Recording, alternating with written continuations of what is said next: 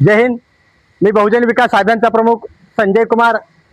उदगीरमध्ये गेल्या अनेक वर्षापासून सातत्याने ट्रॅफिकचा सामना लोकांना करावा लागत होता। अवजड वाहने उदगीर शहरामध्ये येत असल्यामुळे एक एक तास ट्रॅफिक उदगीरमध्ये जाम होत होते। मात्र आज देशाचे मंत्री आदरणीय गडकरी साहेब, त्यांचे पी अमोल पाटील साहेब, उदगीरचे आमदार संजय बनसोडे साहेब, या सर्वांच्या प्रयत्नाने उदगीरला जवळपास 400 कोटी रुपयाचा रिंग रोड मंजूर झाले आहेत। सर्वांचं मी अभिनंदन करतो, कारण हे काम उदगीरसाठी अत्यंत आवश्यक होतं। ह्या रिंग रोडमुळे येणारे जे मोठमोठे वाहन आहेत शहरामध्ये ते थांबतील, उदगीरमधली सुरळीत व्यवस्था, वाहतूक व्यवस्था सुरळीत होईल, नागरिकांना दिलासा मिळेल। हे काम अत्यंत चांगल्या प्रकारचं काम आहे, पण सर्वांचं मी अभिनंदन करतो। आणि नुसतं घोषणावरचं काम नाही, हे काम तात्काळ चालू करावं।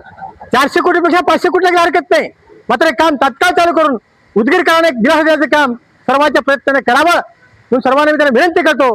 आणि उदगीरमध्ये आता यम्स रुग्णालयाची आवश्यकता आहे, कारण हे भाग आंध्रच्या बॉर्डर आहे, कर्नाटकच्या बॉर्डर आहे, सर्व लोक या ठिकाणी येतात।